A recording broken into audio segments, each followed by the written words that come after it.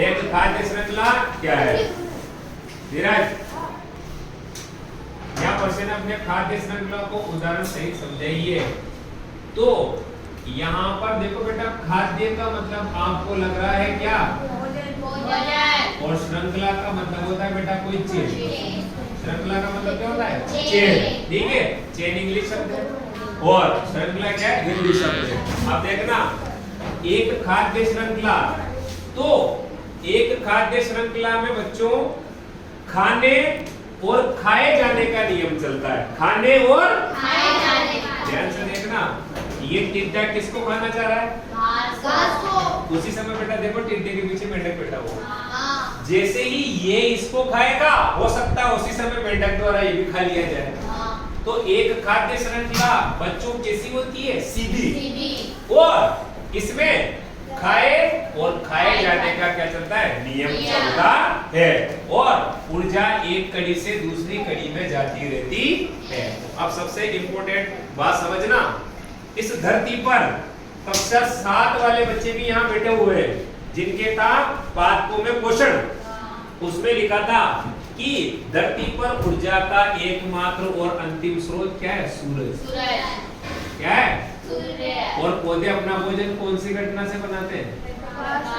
क्या नाम है इस घटना का? प्रकाश संश्लेषण। और ये क्षमता केवल स्वपोषी जीवों, जिनका नाम क्या है? पादप। यह क्षमता धरती पर केवल किनके पास है? पौधों के पास, और कुछ नीलहरित जीवाणुओं के पास है। अब सूर्य की ऊर्जा को पौधों ने रासायनिक ऊर्जा में बदलकर यहाँ संचित कर लिया। अब पूरी दुनिया का काम यहीं से शुरू होता है। आप देखो, अब घास में जो ऊर्जा संचित हुई है, ये किस में जा रही है? और टिड्डे को कौन खाएगा? मेंढक में चली गई ऊर्जा, और मेंढक को कौन खा रहा है? अब यह ऊर्जा सांप के अंदर चली गई। तो दुनिया में बेटा शुरुआत हमेशा कहां से होती है? सूरज से ही होती है। चाहे हमें लगता है कि पौधों से हो रही है, लेकिन बेटा पौधे भी अपना भोजन किससे बना पा रहे हैं? सूर्य को, सौर ऊर्जा की वजह से ही बना पा रहे हैं। अब तो खाद्य श्रृंखला चाहे कैसी हो, सबकी शुरुआत बच्चों हरे पौधों से ही होगी। और हरे पौधे खुद प्रकाश संश्लेषण के लिए किस पर निर्भर है? सूर्य पर।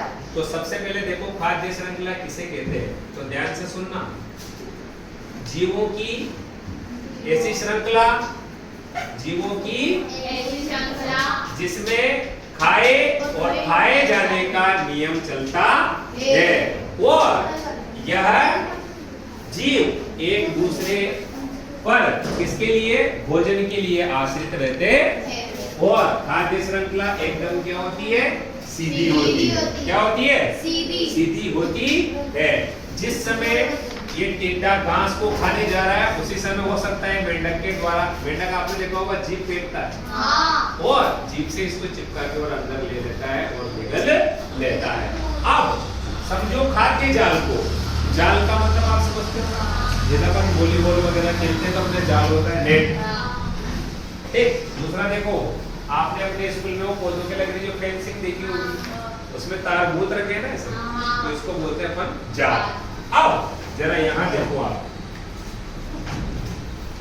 ये बेटा घास है। मैंने जैसा भी थोड़ी देर पहले आपको कहा था कि खाद्य श्रृंखलाओं की शुरुआत हमेशा किससे होगी? क्योंकि ये क्या है बेटा? स्वपोषी। और यह अपना भोजन क्या बना सकते हैं? स्वयं बना सकते हैं। अब खाद्य जाल में बेटा कई खाद्य श्रृंखलाएं हो सकती है। खाद्य जाल में कई खाद्य श्रृंखलाएं हो सकती है। देखो, मैं एक इसमें से चुरा के दिखा रहा हूं आपको। देखो, घास, टिड्डा, छिपकली, सांप। तो बेटा देखो, क्या ये खाद्य श्रृंखला हुई कि नहीं? अब इसमें से मैं दूसरी खाद्य श्रृंखला चुरा कर बताता हूँ आपको। देखो, भेड़िया, कुत्ता, खरगोश और घास। तो देखो, तो आप मुझे बताओ, खाद्य जाल में बहुत सारी खाद्य श्रृंखलाएं आपस में गुंथी हुई रहती है। तो खाद्य जाल में बहुत सारी खाद्य श्रृंखलाएं आपस में एक दूसरे से क्या होती है? गुंथी हुई रहती है, जुड़ी हुई